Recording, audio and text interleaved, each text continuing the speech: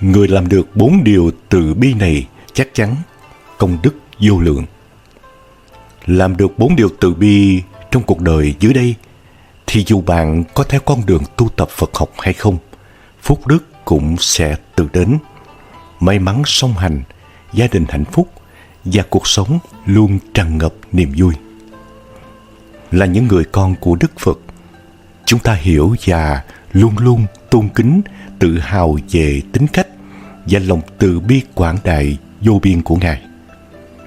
Người càng tin Phật, tu tập và thực hành theo lời Phật dạy, càng dễ nhận được nhiều phước lành và hạnh phúc. Nhưng có phải chỉ những ai tin Phật giáo thì mới có thể tích đức? Còn người không tin Phật giáo hay không theo con đường Phật học thì không có công đức? Về vấn đề này, một vị cao tăng đã đưa ra giải thích rằng người đời đều có tín ngưỡng riêng của mình, nhưng cách thức tích đức như thế nào thì không có gì khác biệt, ai cũng như nhau.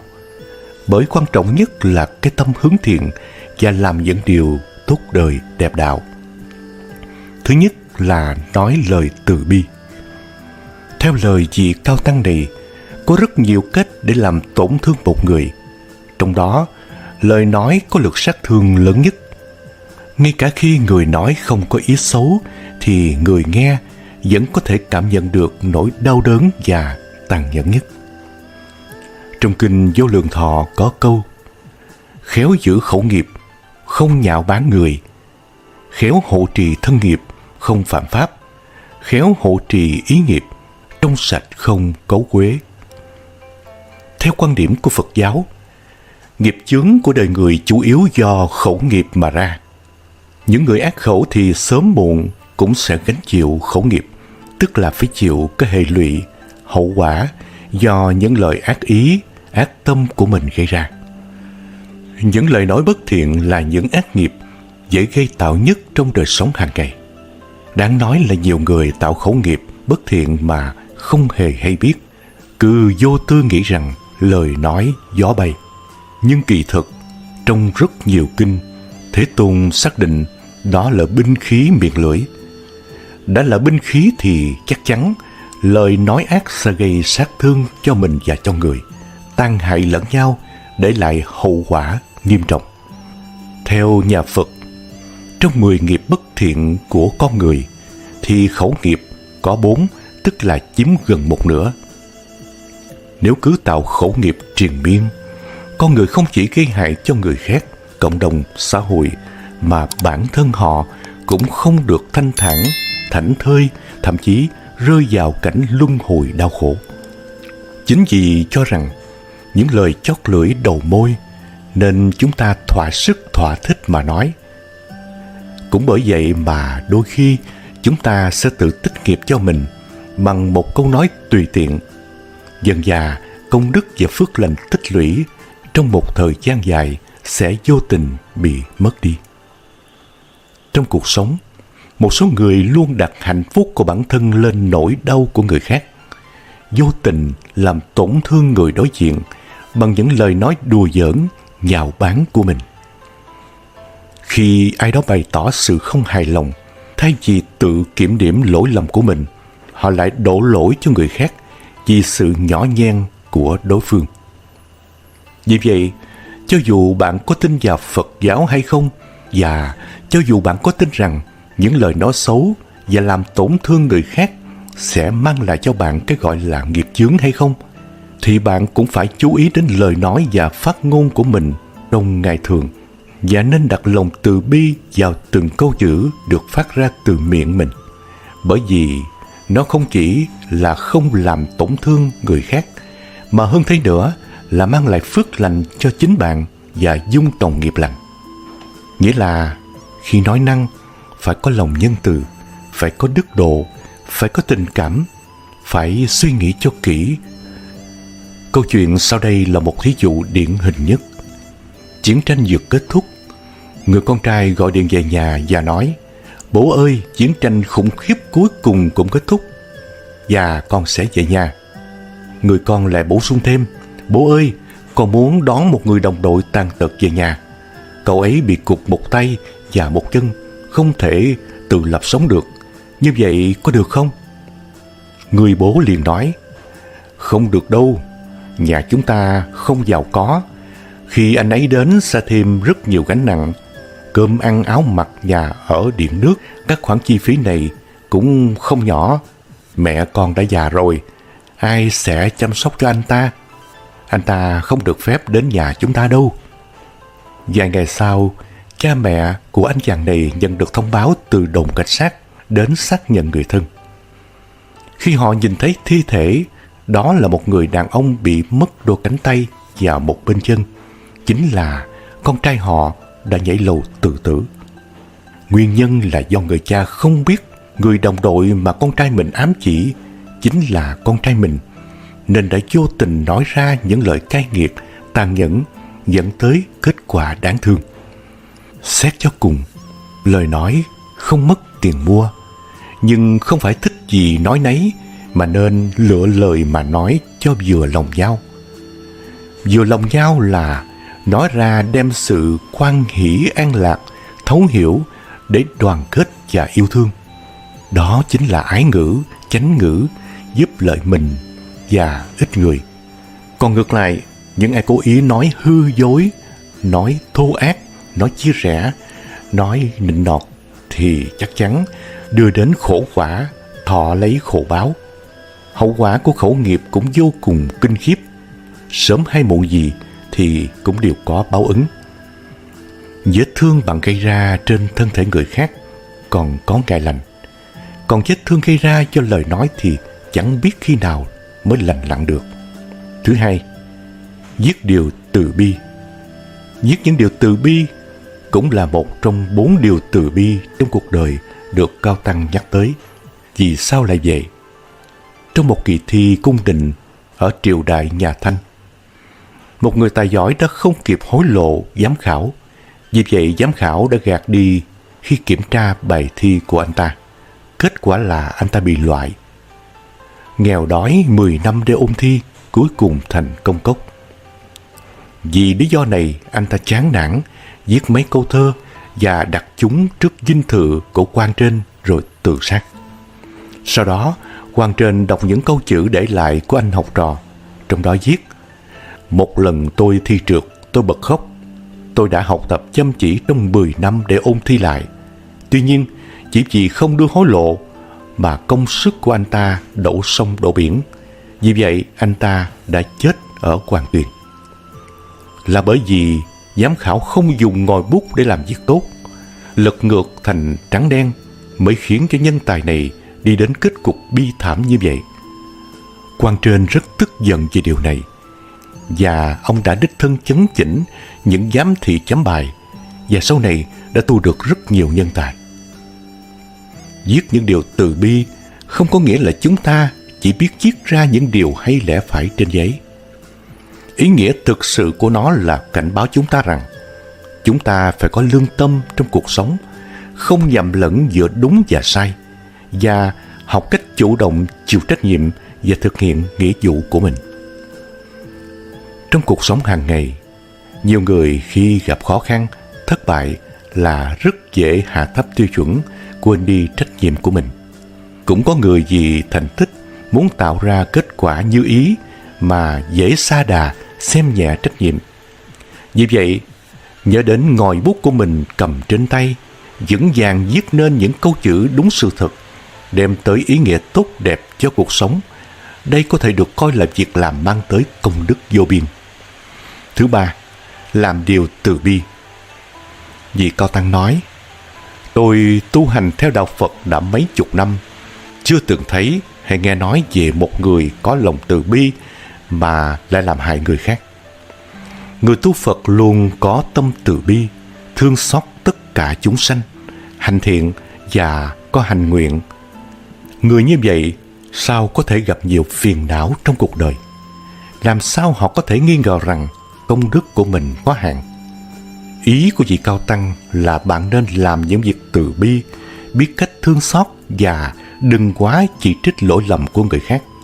Bởi vì những việc làm tốt ở thời hiện tại của bạn thực sự là một loại cải thiện vận mệnh cho chính bạn trong tương lai và cả nhiều đời sau. Vị Cao Tăng nói thêm, với một người có lỗi lầm, chúng ta nên bao dung với anh ta. Làm như vậy, anh ta sẽ cảm thấy xấu hổ về hành vi của mình và sinh lòng hối hận. Trong trường hợp này, anh ta sẽ biết ơn những người hiểu cho anh ta. Vì vậy, anh ta quyết định thay đổi suy nghĩ của mình, trở thành một người tốt và làm việc tốt một lần nữa. Một ngày nào đó, khi bạn gặp khó khăn, những người đã được bạn giúp đỡ nhất định sẽ giúp bạn để báo đáp tấm lòng ban đầu của bạn. Theo quan điểm này, lòng từ bi của chúng ta không chỉ là sửa sai cho người khác, mà còn là lấy danh tiếng cho bản thân, nâng cao hình ảnh và địa vị của mình trong lòng người khác. Từ quan điểm này, làm sao có sự phân biệt giữa người xuất gia và người phàm khi làm việc thiện như vậy để tích đức? Thứ tư, nghĩ điều từ bi. Những suy nghĩ lương thiện sẽ giúp chúng ta thay đổi số mệnh, đem đến cho con người may mắn, phúc đức. Người xưa có câu, gieo nhân nào gặt quả nấy, hay ở hiền gặp lành. Cuộc sống có rất nhiều minh chứng cho điều nói trên. Câu chuyện về cậu bé đánh giày và những đồng xu mượn của ông đạo diễn phim nổi tiếng trên phố, cùng lời hứa sẽ trả lại tiền, là một thí dụ. Cái kết có hậu cho cậu bé khi cậu đã thực hiện đúng như lời đã hứa, và còn mong muốn có thêm điều bất ngờ cho những người bạn có cùng hoàn cảnh như cậu, và việc cậu nhận được vai chính trong bộ phim của ông. Cậu xứng đáng được nhận điều đó bởi thiện tâm của chính mình. Tấm lòng lương thiện của mỗi người còn có sức mạnh cảm hóa, thay đổi người khác theo chiều hướng tích cực. Người xưa thường nói, nhân chi sơ tính bản thiện. Bởi vậy, khi ai đó chẳng may lâm vào nghịch cảnh, sai trái, nếu chúng ta dùng lương thiện để đối đãi, để giao tiếp với họ, thì chắc chắn họ sẽ thay đổi hướng thiện. Trong cuộc sống, chúng ta học cách dùng tình cảm để nhìn vào mặt xấu của người khác. Điều này không chỉ mang lại cho chúng ta một cảm giác nhẹ nhõm trong lòng, mà còn thể hiện lòng nhân ái, bao dung, rộng lớn của chúng ta. Khi một người nhìn thế giới bằng đôi mắt nhân hậu, thì điều anh ta nhìn thấy là chân thiện mỹ, và ở đâu cũng có tình cảm chân thực. Ngược lại, nếu anh ta nhìn thế giới bằng con mắt xấu xa, thì những gì anh ta thấy đều là giả dối, xấu xí và độc ác có ở khắp mọi nơi. Bản chất con người, ai cũng có mặt xấu, giống như một cơn gió lạnh mang đến sự bẩn thỉu và lạnh lẽo cho thế giới. Nhưng dù vậy, nhân loại vẫn được tắm trong sự thuần khiết và ấm áp của bầu trời quang đãng khi có thiện tâm. Có một câu chuyện như sau. Hai người lúc đuổi theo một tên trộm, không còn cách nào khác để trốn. Tên trộm chỉ đành lao xuống sông. Thế vậy, một tín đồ Phật giáo đang đuổi theo tên trộm nói, đừng đuổi theo nữa. Nếu ta tiếp tục đuổi theo, sẽ chẳng đi đến đâu cả. Tên đó sẽ nhảy xuống sông mà chết. Người còn lại không tin vào đạo Phật nói, thế thì sao? Là tên đó tự nhảy xuống sông mà chết đuối. Ai kêu hắn ta làm việc xấu xa? Thế là người này tiếp tục đuổi theo, và cuối cùng tên trộm buộc phải nhảy xuống sông. Nước sâu và dòng chảy xiết, tên trộm không biết bơi nên đã chết đuối. Gia đình nạn nhân kiện người đối trộm ra tòa. Sau quá trình điều tra, xác minh thu thập chứng cứ, thẩm phán tuyên người đối trộm có tội gây ra cái chết và phải chịu trách nhiệm pháp lý. Một thí dụ khác, một người mắc nợ và một người đi đòi nợ. Con nợ vì nhiều lý do không có khả năng trả nợ, mà người đòi nợ vẫn nhẫn tâm dùng nhiều thủ đoạn vừa cứng vừa mềm, đe dọa, gây áp lực nhiều lần, khiến con nợ nghĩ quẩn nên tự tử. Gia đình người chết kiện người đòi nợ. Quan tòa tuyên người đòi nợ có tội. Hai người nói trên nếu suy nghĩ từ bi hơn, sẽ không hành động quá hung hăng, không gây ra cái chết cho người khác, cũng sẽ không chịu trách nhiệm về sự việc vô tình này. Tóm lại, bất kể là dùng miệng, bút, tay hay tấm lòng để thể hiện sự nhân từ, mấu chốt là con người nhất định phải có tình thương trong lòng. Chỉ cần có tấm lòng nhân hậu, nhân ái, thì bạn có thể nhìn thế giới và con người bằng con mắt thiện lương của Đức Phật. Bạn sẽ luôn thấy được sự chân thành, tốt bụng và mặt đẹp của mọi thứ, bất kể khi nào và ở đâu trên thế gian này. Quý vị Phật tử và các bạn thân mến, trong chương trình này hôm nay, chúng tôi kính mời quý vị cùng nghe những câu chuyện về thay đổi tâm để thành người có dung mạo thu hút hấp dẫn. Có một vị nữ thí chủ, gia đình rất giàu có. Chẳng luận về của cải, địa vị, tài năng, quyền lực và vẻ đẹp bên ngoài, đều không người nào có thể vượt hơn cô. Nhưng tính thì hơi kiêu căng ngạo mạn, và cô lại thường hay buồn khổ, ít được vui, ngay cả khi tìm được một người bạn tâm sự cũng không có. Một hôm, cô đi đến chỗ thiền sư Vô Đức để xin lời chỉ dạy làm sao để có thể hấp dẫn, giành được sự yêu mến của người khác. Thiền sư Vô Đức nói: cô có thể tùy lúc tùy nơi hợp tác với mọi người, đồng thời trong lòng có đủ tâm từ bi hỷ xả giống như Phật. Cô tập nói một ít lời thiền, nghe một vài âm thanh thiền, ứng dụng một chút tâm thiền, thì cô sẽ trở thành người có sức hấp dẫn. Thí chủ sau khi nghe xong nói: vậy thì làm sao con nói được lời thiền? Thiền sư Vô Đức nói: lời thiền chính là lời nói hoan hỷ, nói lời chân thật, nói lời khiêm nhường, lời nói có ích cho mọi người. Nữ thí chủ lại hỏi: làm sao con nghe được âm thanh thiền? Thiền sư Vô Đức nói: âm thanh thiền chính là chuyển hóa tất cả âm thanh, biến thành âm thanh vi diệu. Ngay cả tiếng mắng chửi nguyền rủa chuyển thành âm thanh yêu thương, ngay cả lời nói hủy báng chuyển thành âm thanh giúp đỡ. Tiếng khóc, tiếng ồn, tiếng thô tục, tiếng ác xấu, cô đều không lưu tâm. Đó là âm thanh thiền. Nữ thí chủ lại hỏi: làm sao con thực hành việc thiền? Thiền sư Vô Đức nói: việc thiền chính là thực hành bố thí, cúng dường, từ thiện xã hội, phục vụ, cứu vật phóng sanh, những việc làm hợp với Phật Pháp. Nữ thí chủ lại hỏi thêm: làm sao con ứng dụng được tâm thiền? Thiền sư Vô Đức nói: tâm thiền chính là tâm nhất như của tôi và cô, tâm phàm thánh không phân chia, tâm bao dung rộng lớn, tâm làm lợi ích cho tất cả mọi người. Nữ thí chủ sau khi nghe xong, dốc lòng sửa đổi tập khí kiêu căng ngạo mạn thuở xưa. Ở trước mọi người không còn khoe khoang cảnh giàu sang của mình, lại chẳng tự kiêu về nhan sắc của mình. Đối với mọi người luôn giữ gìn thái độ khiêm cung nhã nhặn từ ái. Đối với quyến thuộc rất quan tâm chăm sóc. Không bao lâu, cô liền được mọi người khen ngợi là thí chủ có sức hấp dẫn diệu kỳ nhất. Lời bàn trong câu chuyện này là chỉ cần nội tâm tốt sẽ có sức hấp dẫn, dung mạo cũng trở nên xinh đẹp, dễ coi hơn rất nhiều. Lòng từ bi cũng là một nhân tố quan trọng.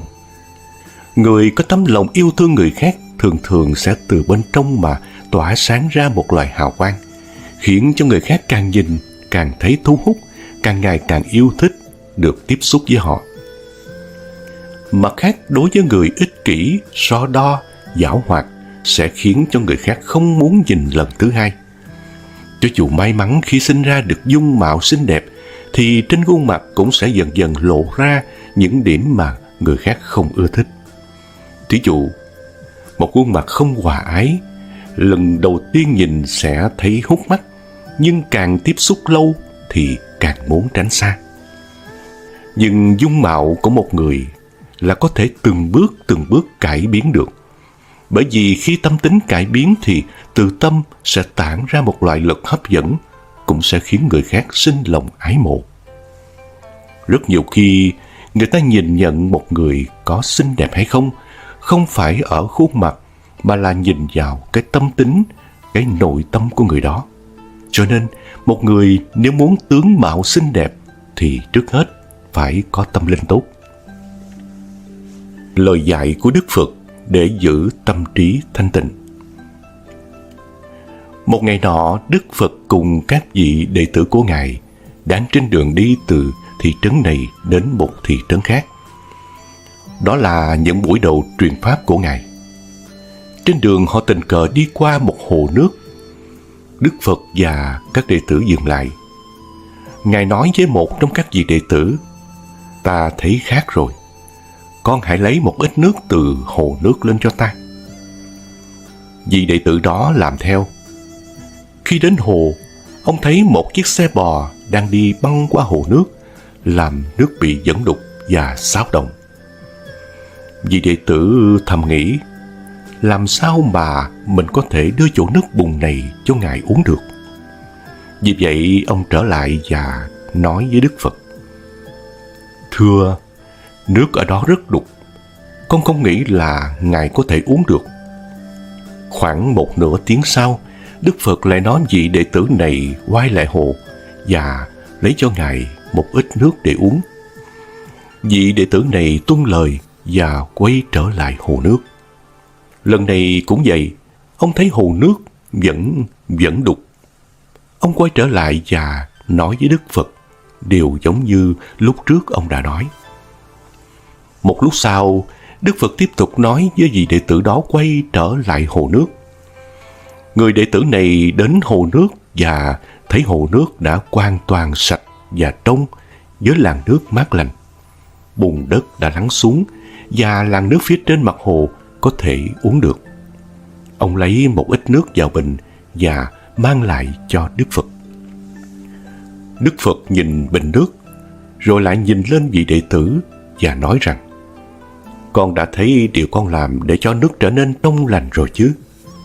Con đã để mặc nó như vậy và bùn đã tự lắng xuống. Sau đó con có nước sạch để uống. Tâm trí con người cũng vậy. Khi lo lắng, con hãy để mặc nó. Hãy cho nó một chút thời gian và nó sẽ tự ổn định. Con không cần phải nỗ lực làm bất kỳ điều gì để làm cho tâm trí trầm tĩnh trở lại. Điều đó sẽ tự đến và không cần bất cứ sự nỗ lực nào cả." Lấy lòng nhẫn nại, tha thứ cho kẻ hành xử vô lý. Đối với những nghịch cảnh mà mình gặp phải nên nhẫn nại. Đối với những kẻ hành xử vô lý thì phải nên tha thứ. Có được như vậy thì cuộc sống của bạn sẽ rất hạnh phúc, vui vẻ. Có đôi khi tôi gặp phải những chuyện không vừa ý, trong lòng cảm thấy bất an. Cuộc sống không thú vị, thậm chí còn nổi giận nữa. Nhưng ý nghĩ ấy vừa khởi, tôi liền diệt ngay, và tôi đã tha thứ cho những người đã vô lý gây rối tôi, thậm chí cả đối với những người đã gây bất lợi cho tôi. Tôi còn nghĩ đến họ nữa. Hành động này gọi là quán từ bi, hạnh nhẫn nhục. Người nhẫn nhịn được thì có phúc, có trí huệ. Người không thể tha thứ cho người khác được thì bản thân mình cũng không nhẫn nại được, mà cả đối với người khác cũng không nhẫn được. Đó cũng chính là tự hại mình, hại người.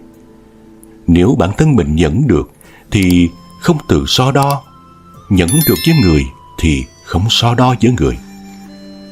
Bạn không cần phải bận tâm đến những lời hung dữ của người khác, cũng không cần bận tâm đến việc nếu tha thứ cho đối phương. Không so tính hành động của họ thì mình sẽ chịu cảnh thiệt thòi như thế nào. Vì nhân quả vô cùng mầu nhiệm, những kẻ thích làm khác người, nói năng hùng hồn, tuy nhất thời đắc thế nhưng không giữ được lâu. Người nhất thời đắc chí, thế lực lớn mạnh thì không chắc hẳn sẽ thành công. Cho nên, đối với những nghịch cảnh mà mình gặp phải nên nhẫn nại. Đối với những kẻ hành xử vô lý thì mình phải nên tha thứ. Có được như vậy thì cuộc sống của bạn sẽ rất hạnh phúc, vui vẻ. Nhẫn nhục là trong lòng không còn có kẻ thù. Sau đây là những lời dạy của thiền sư Thích Nhất Hạnh về hạnh phúc đích thực. Hạnh phúc của con người có thể rất lớn, nhưng ý thức đó cũng làm cho con người đau khổ, vì ta biết rằng thế nào mình cũng phải chết. Có một cuộc sống hạnh phúc là mơ ước của tất cả mọi người. Tuy nhiên, việc định nghĩa như thế nào là hạnh phúc lại nằm ở mỗi cá nhân. Có người cho rằng thế này là hạnh phúc, nhưng cũng có người nghĩ rằng phải thế kia. Tất thảy đều nằm trong tâm thức của mỗi người. Đức Phật dạy rằng hạnh phúc là một trong 7 yếu tố của sự giác ngộ. Khi Đức Phật giải thích về hạnh phúc, thể chất và cảm xúc có mối tương quan hoặc dính mắc vào một đối tượng. Ví dụ, cảm giác tai nghe được tạo ra khi một tri giác về tai đến kết nối với cảm xúc về đối tượng âm thanh. Tương tự như thế, hạnh phúc thông thường là một cảm giác có được từ một đối tượng.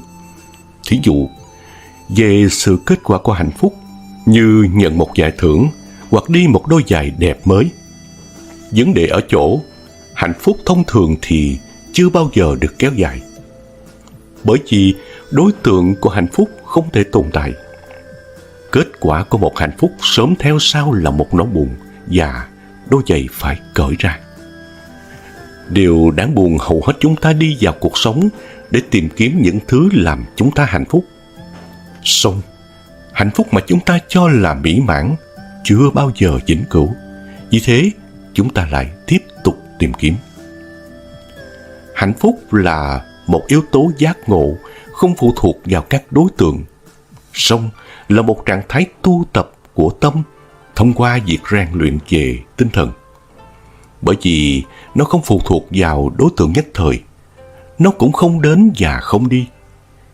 Một người tu tập về hạnh phúc vẫn cảm thấy bị ảnh hưởng của những cảm xúc tạm thời về hạnh phúc và sự buồn bã, nhưng lại thấu hiểu được bản chất vô thường và không thật của chúng. Anh hoặc chị không thể nắm giữ mãi những thứ mình muốn và tránh xa những điều mình không muốn. Thiền sư Thích Nhất Hạnh là một nhà lãnh đạo Phật giáo có ảnh hưởng lớn trên thế giới. Thầy đi khắp thế giới để truyền dạy và viết hơn 100 cuốn sách về Phật giáo. Cả cuộc đời mình, thầy dồn tâm huyết vào Phật giáo với mong muốn mang lại hạnh phúc cho mọi người. Bàn về hạnh phúc, thiền sư Thích Nhất Hạnh cho rằng hạnh phúc của con người có thể rất lớn, nhưng ý thức đó cũng làm cho con người đau khổ, vì ta biết rằng thế nào mình cũng phải chết. Những con vật không nghĩ về cái chết. Nó không có những câu hỏi siêu hình như mình từ đâu sinh ra, từ đâu tới đây, tại sao mình chỉ dừng lại ở chừng 100 năm rồi cuối cùng lại tan thành tro bụi, tại sao mình trở thành có, và từ có mình lại trở thành không. Muốn được sống sót, con người phải tìm ra đường hướng để trị cái bệnh ưu tư lo sợ này. Do đó mới sinh ra tôn giáo. Con người nghĩ rằng thế giới này do một đấng tạo hóa dựng ra. Đấng tạo hóa luôn luôn có đó, không sinh cũng không diệt. Đấng tạo hóa tạo dựng ra con người và thế giới, và khi chết mình được trở về ngồi dưới chân Thượng Đế. Lúc ấy linh hồn mình trở thành bất diệt. Đó là phương thuốc an thần con người đặt ra để trị chứng bệnh ưu tư của mình. Phương thuốc này là tôn giáo. Thiền sư cho rằng hạnh phúc là những điều bình dị ở trong ta, quanh ta. Nếu ta gạt mọi sân si, mọi bon chen ra thì sẽ thấy hạnh phúc. Khi một người mắc phải lỗi lầm, chỉ cần một lời nói, một ánh mắt, một nụ cười hay một cử chỉ của bạn, dù rất nhỏ thôi, cũng sẽ khiến cho họ nguyện ý thay đổi và cảm kích suốt cuộc đời. Nếu trong lòng luôn ghi nhớ điểm tốt của người khác, thì bạn mới có thể làm được điều ấy một cách thật lòng. Vì vậy, chúng ta cần luôn ghi nhớ điểm tốt của người khác thì phúc khí sẽ tự nhiên đến. Đó là nội dung mà chúng tôi muốn chia sẻ cùng quý Phật tử và các bạn trong chương trình hôm nay. Thưa các bạn, trong cuộc sống có lẽ mỗi người trong chúng ta đều từng mắc phải một tật xấu nào đó. Đó là người khác đối với chúng ta có 10 điểm tốt và 1 điểm không tốt, thì 10 điểm tốt kia đều sẽ bị chúng ta gạt bỏ toàn bộ chỉ trong nháy mắt mà thôi. Chúng ta thường có xu hướng nhớ kỹ khuyết điểm và sai lầm của người khác, dù chúng rất nhỏ bé. Nhớ kỹ những lúc người khác ngạo mạn xem thường chúng ta, rồi cứ ấm ức. Vì thế, chúng ta sẽ càng nhìn thấy ở họ chứa đầy sự xấu xa. Càng nhìn thì lại càng thấy người này đã không thể chấp nhận nổi, không thể nói lý được nữa rồi. Nhưng chúng ta lại thường xuyên quên mất rằng người khác chính là chiếc gương của mình. Nhìn vào chiếc gương với nét mặt như thế nào, thì từ trong gương sẽ phản xạ lại hình ảnh như thế ấy. Một khi bạn nở nụ cười tươi rạng rỡ, nhìn vào chiếc gương ấy thì hình ảnh mà bạn nhận được là một gương mặt rạng rỡ, tươi vui. Còn khi dùng nét mặt giận dữ, chau mày trừng mắt nhìn vào chiếc gương, thì hình ảnh mà bạn nhận lại sao có thể không phải là gương mặt không vừa ý ấy được. Khuyết điểm của người khác vốn chỉ rất nhỏ, nhưng khi lọt vào mắt của chúng ta thì nó lại được phóng đại lên rất nhiều lần. Vì thế mà chúng ta xem người này giống như cái gai trong mắt của mình, cái dầm trong xương, nhất định phải rút ra trước thì mới có thể vui được. Kỳ thực, suy cho cùng nhớ lại những sai lầm của người khác không chỉ khiến khoảng cách giữa bạn với người ấy xa hơn, mà còn là tự làm hại bản thân mình. Nhớ kỹ điểm tốt của người khác, khoan dung với khuyết điểm của họ, thì sau một thời gian, trong con mắt của chúng ta sẽ đầy ắp những điểm tốt của họ. Nhớ kỹ điểm tốt của người khác trong lòng sẽ khiến thế giới này trở nên tốt đẹp vô cùng. Nhớ kỹ điểm tốt của người khác, bạn sẽ càng có thêm được những người bạn trong cuộc đời này. Nhớ kỹ điểm tốt của người khác, phóng đại điểm tốt của họ, thì quan hệ giữa con người với con người sẽ trở nên càng thêm hòa thuận, ấm áp. Nhớ kỹ điểm tốt của người khác, gia đình bạn nhất định sẽ vui vẻ, hòa thuận và hạnh phúc hơn rất nhiều lần. Sẽ càng có nhiều tiếng hoan hô và những nụ cười rạng rỡ. Nhớ kỹ điểm tốt của người khác, có được một tấm lòng biết ơn mọi người sẽ có kết quả khác xa so với việc luôn nhớ đến khuyết điểm của họ. Nhớ kỹ điểm tốt của người khác, bạn đã là người có trái tim khoan dung độ lượng. Còn nếu trong lòng luôn nhớ đến lỗi lầm khuyết điểm của người khác, thì chính bạn đang nuôi dưỡng một tâm oán hận, sống sẽ thống khổ hơn vạn lần. Trong cuộc đời này, mỗi người đến bên bạn đều là có nguyên do. Ai cũng đều không ngẫu nhiên mà xuất hiện. Vậy thì sao còn không nhớ kỹ những điểm tốt của họ, biết ơn họ đây? Nếu như trong lòng luôn nhớ đến lỗi lầm của người khác, thì chính là bạn đang lấy sai lầm của người khác để trừng phạt chính mình. Từ đó mà làm cho cuộc sống của mình không vui vẻ, tâm ghen ghét, oán giận nổi lên, khiến cho bạn trở thành một người ích kỷ. Luôn nhớ kỹ ưu điểm, điểm tốt của người thân, bạn bè, người vô tình qua đường mỉm cười với bạn. Trong lòng luôn thầm biết ơn, thì bạn chính là người hạnh phúc nhất trên thế gian này rồi. Nhớ kỹ điểm tốt của người khác, khoan dung, tha thứ lỗi lầm của người khác, ấy cũng chính là người có phúc khí, sẽ được phúc báo trong cuộc đời. Tâm của con người dễ dở như vết thương. Một thời, Thế Tôn trú ở Savatthi tại Jetavana, dạy các tỳ kheo. Có 3 hạng người này các tỳ kheo, có mặt xuất hiện ở đời, thế nào là 3?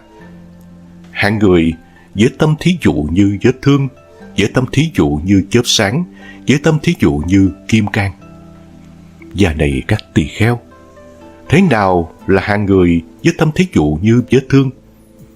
Ở đây, này các tỳ kheo, có người phẫn nộ, nhiều hiềm hận, dù có bị nói chút ít cũng tức tối phẫn nộ, sân hận sừng sộ, biểu lộ sự phẫn nộ, sân hận và bực tức. Ví như một vết thương đang làm mũ, nếu bị cây hay một miếng sành đánh phải, liền chảy mũ nhiều hơn. Và này các tỳ kheo, thế nào là hạng người với tâm được ví như chớp sáng? Ở đây, này các tỳ kheo, có hạng người như thật rõ biết đây là khổ, như thật rõ biết đây là con đường đưa đến khổ diệt. Ví như một người có mắt thấy các sắc trong đêm tối mù mịt khi có chớp sáng. Và này các tỳ kheo, thế nào là hạng người với tâm được thí dụ như kim cang? Ở đây, này các tỳ kheo, có hạng người nhờ đoạn tận các lậu hoặc, ngay trong hiện tại, tự mình với thắng trí, chứng ngộ, chứng đạt và an trú vô lậu tâm giải thoát, tuệ giải thoát. Này các tỳ kheo, đây gọi là hạng người với tâm được thí dụ như kim cang. Ba hạng người này các tỳ kheo, có mặt xuất hiện ở đời. Trong ba hạng người mà Thế Tôn đã trình bày, chắc chắn rằng chúng ta không phải là hạng người với tâm như kim cang. Vì đó là tâm của các bậc thánh A-la-hán đã đoạn tận phiền não, lậu hoặc, hoàn toàn thanh tịnh và giải thoát. Và đôi khi tâm của chúng ta chợt lóe sáng như tia chớp, xé tan màn đêm. Tiếc rằng ánh chớp ấy tuy rất sáng nhưng ngắn ngủi, nên khi vụt tắt rồi thì bóng đêm lại tràn ngập. Khi chúng ta bình tâm, lắng lòng trong sạch, thì có thể nhận diện rất rõ về những sự thật ở đời luôn xảy ra trong cuộc sống xung quanh ta, như sự mong manh, vô thường, những khổ đau trong cuộc sống và tình trạng không chủ thể, tức là vô ngã của tất cả. Những khi thấy được như thế, tâm ta trở nên nhẹ nhàng, bình an và thanh thản hơn trước, cho những loa toan làm giàu, đua tranh, ghen ghét và thù hận. Những phút tâm lóe sáng như thế, tuy không nhiều, nhưng đã góp phần to lớn nuôi dưỡng tuệ giác và tình thương và vun đắp niềm tin yêu cho cuộc sống này. Còn lại thì đa phần chúng ta đều có tâm ở trạng thái như vết thương, sẵn sàng trào tuôn máu mủ và lở loét thêm mỗi khi đụng vào. Những tham lam giận dữ gần như có mặt thường trực, phản ứng bén nhạy với các môi trường hoàn cảnh sống. Vì thế, đời sống của chúng ta vốn đã vất vả tất bật cho cuộc mưu sinh lại càng căng thẳng, phức tạp thêm. Do đó, chúng ta cần thiết lập đời sống hướng nội, giữ tâm thăng bằng, đồng thời quan sát sâu sắc hơn về thân tâm và cuộc sống để cho tâm được lóe sáng. 7 lời Phật dạy cho tâm thanh tịnh. Đạo không nằm trên bầu trời, mà đạo trong tim. Và chỉ có người nào nhận thức được về mình, thì người đó mới thực sự thức tỉnh. Cuộc sống với những bộn bề loa toan khiến con người ta luôn bận rộn để mưu sinh, mà quên mất đi những cái bình dị an lạc của cuộc đời. Mời quý Phật tử cùng nghe những lời Phật dạy cho tâm thanh tịnh, cho đời bình an, giác ngộ để tìm về với cuộc sống an lạc, bình dị. Để dù trong bất cứ hoàn cảnh nào, chúng ta vẫn có thể hành việc thiện, dù là nghịch cảnh trái ngang. Với những người đã đạt cảnh giới cao trong cuộc đời, giác ngộ, tỉnh thức, hiểu thấu luân thường đạo lý, để tai luôn kề cận với những lời nói ác ý hay những hành động bị người khác hãm hại, một ngày kết thúc với chiếc bụng đói, quần áo, nơi ở thiếu thốn, nhưng nụ cười vẫn luôn hé nở trên môi. Sau đây là những nguyên nhân khiến tâm ta không thể thanh tịnh. Đức Phật có dạy rằng, đứng trước mỗi sự việc không như mình muốn, chúng ta cần phải đi sâu hơn và sâu hơn nữa, để tìm cho ra những nguyên nhân đang gây rắc rối cho chúng ta. Khi đã nắm rõ được nguyên nhân, nền tảng phát sinh ra các vấn đề khiến ta căng thẳng, mất bình tĩnh, thì ta sẽ tìm được các phương pháp giải quyết hợp lý, hợp tình. Trong đó, phiền muộn, u buồn của con người ta có thể bắt nguồn từ những điều nhỏ nhặt trong cuộc sống. Nó tồn tại với nhiều hình dạng và trạng thái khác nhau. Có những nỗi buồn chỉ là man mác, nhưng cũng có những nỗi buồn lại thấu đến đau lòng. Tuy nhiên, dù là trạng thái buồn ở mức độ nào, thì chúng ta cũng cần sự kiểm soát để khiến lòng thanh thản và bình yên. Nếu bạn đang gặp phải những khó khăn hay thất bại, hãy tập nhìn ra thế giới xung quanh để thấy rằng vẫn còn rất nhiều người khổ hơn mình. Họ vẫn đang chống chọi từng ngày để vượt qua. Và quan trọng hơn cả là vẫn còn rất nhiều điều tốt đẹp bên cạnh mình.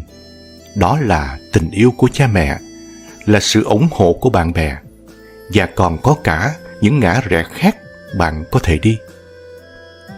Dưới đây là 7 lời Phật dạy cho tâm thanh tịnh, dành cho những người đang có tâm sự hay phiền muộn để cuộc sống thêm an yên. Thứ nhất, thanh tịnh nằm ở trong tâm. Cả đời làm việc vất vả, đến cuối cùng chỉ muốn bản thân được an nhàn để hưởng thụ cuộc sống. Con người ta luôn tìm kiếm sự thanh tịnh ở bên ngoài, trong khi quên mất rằng nó là cái mà ai cũng có thể đạt được. Nó không ở đâu xa, mà ở trong chính tâm hồn của mình. Nếu tâm của bạn bớt tham lam, sân si, ganh đua, ghen ghét, thì tự khắc bản thân sẽ thấy thật thanh thản, hạnh phúc, và cuộc sống bỗng nhẹ nhàng, bình yên làm sao. Thứ hai, tức giận chỉ là một cục than hồng, có thể làm đau người khác, nhưng người bị bỏng đầu tiên chính là bản thân của chúng ta. Sẽ có lúc chúng ta cáu gắt, quát nạt với mọi người xung quanh, nhưng bản thân ta đâu ngờ điều đó lại làm hại chính bản thân mình. Đừng bao giờ nói bất kỳ câu gì khi bạn đang tức giận. Người ta thường nói, giận quá thì mất khôn. Những câu nói nặng nề vô tình của bạn có thể gây tổn thương sâu sắc đến người khác. Sự tổn thương đó vô tình cũng khiến bạn mất đi những người quan trọng nhất với mình. Đừng để những lời nói và hành động lúc nóng giận nhất thời khiến ta ân hận cả một đời. Thứ ba, suy nghĩ sẽ định hình nên con người bạn. Bạn nghĩ bạn thế nào thì bạn chính là thế đấy. Chúng ta nghĩ mình vô dụng thì chắc chắn chúng ta sẽ không bao giờ làm nên trò trống gì. Vì bản thân ta chẳng thèm hành động. Chúng ta nghĩ mình thông minh, dĩ nhiên chúng ta sẽ thông minh, vì tự bản thân ta biết cách tạo nên điều đó. Chỉ cần suy nghĩ tích cực, giữ cho tâm được thanh tịnh, thì mọi chuyện sẽ tự nhiên tốt đẹp lên thôi. Do đó, cuộc sống sẽ ít đi những u buồn, phiền muộn. Vì lúc nào con người ta cũng cố biến mọi thứ ta gặp phải trong cuộc sống thành niềm vui cho riêng mình.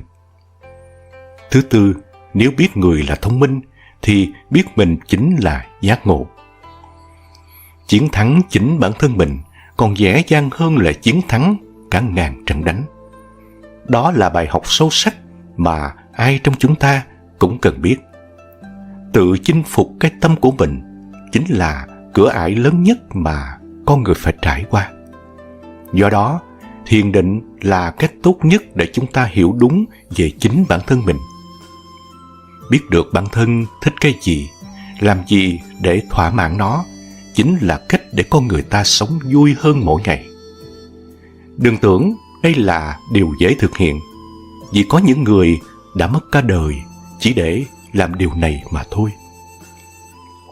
Thứ năm, thay thế đố kỵ bằng ngưỡng mộ từ tâm. Nếu còn đố kỵ thì chắc chắn tâm ta sẽ còn buồn phiền, không thể thanh tịnh. Thay vào đó, chúng ta nên đón nhận và vui cho sự thành công của người khác bằng sự ngưỡng mộ. Tâm bình thản thanh tịnh rồi, lấy cái tốt của người khác để làm gương sẽ khiến cho con người ta dễ dàng phấn đấu mà không có sự căm phẫn. Đố kỵ đôi khi chỉ làm lòng người thêm nhơ bẩn. Thậm chí, chỉ vì sự đố kỵ mà con người ta có thể biến chất trở thành người chuyên làm những hành động xấu xa mà đôi khi chính bản thân mình cũng không thể ngờ tới. Thứ sáu, nhân từ với tất thảy mọi người. Hãy nhớ luôn nhẹ nhàng với trẻ con, yêu thương người già, đồng cảm với người cùng khổ, nhân từ với kẻ yếu thế và người lầm lỗi. Một lúc nào đó trong đời, chúng ta cũng có thể rơi vào những hoàn cảnh đó. Động lòng trắc ẩn với mọi người, kể cả kẻ giàu cũng như người nghèo. Ai cũng có nỗi khổ riêng. Có người chịu khổ nhiều, có người chịu khổ ít. Nhân từ để yêu thương và đồng cảm với mọi người, vì mỗi người đều có những nỗi khổ riêng mà chỉ có họ mới hiểu thấu. Nếu con người ta nhìn nhận mọi việc bằng con mắt nhân từ và sự tốt đẹp, thì cuộc đời ta cũng sẽ luôn tươi đẹp, mọi thứ đều hoàn hảo. Tâm can chúng ta sẽ được thanh lọc bởi những hành động mà chúng ta dành cho người khác. Thứ bảy, vạn sự tùy duyên. Bàn tay ta vun đắp, thành bại thuộc vào duyên. Vinh nhục ai không gặp, có chi phải ưu phiền. Tùy duyên đương nhiên không phải là phó mặc hết thảy tất cả sự việc và con người ở cõi hồng trần, lại càng không phải là buông xuôi. Chỉ theo đuổi sự vui chơi giải trí, mà chính là tự bồi dưỡng cho bản thân một tâm thanh tịnh trước mọi chuyện, xem nhẹ được và mất, danh và lợi trong cuộc đời. Mọi sự tùy duyên, duy trì được một tâm thanh tịnh chính là cảnh giới cao nhất của đời người. Thuận theo duyên thì cho dù là bầu trời trong xanh hay là u ám, đường đời có gập ghềnh hay bằng phẳng, trong lòng chúng ta vẫn sẽ cảm thấy được bình an và thanh thản. Trong thời gian có hạn của cuộc đời, biết tùy duyên, quý trọng duyên, thì cuộc sống được rộng rãi và giải thoát. Đối mặt với duyên phận, đừng tìm kiếm và cũng đừng phiền não. Lúc duyên đến thì hãy trân trọng, quý tiếc duyên. Lúc duyên đi thì cũng nên buông bỏ, thuận theo duyên. Hết thảy đều sống thuận theo tự nhiên mới là tốt nhất, thanh thản nhất. Lời Phật dạy về giác ngộ cho tâm thanh tịnh giúp ta hiểu được rằng con người ta dù phải sống trong nghịch cảnh trái ngang, nhưng tâm thanh tịnh, miệng không khẩu nghiệp, thì luôn tìm được những niềm vui, hạnh phúc từ nhiều điều đơn giản nhất. Vì thế, hãy nhìn nhận vấn đề theo hướng tích cực hơn, gạt bỏ những căng thẳng nhỏ, xử lý mọi việc với một cái tâm thanh tịnh sẽ giúp cuộc sống trở nên dễ dàng hơn.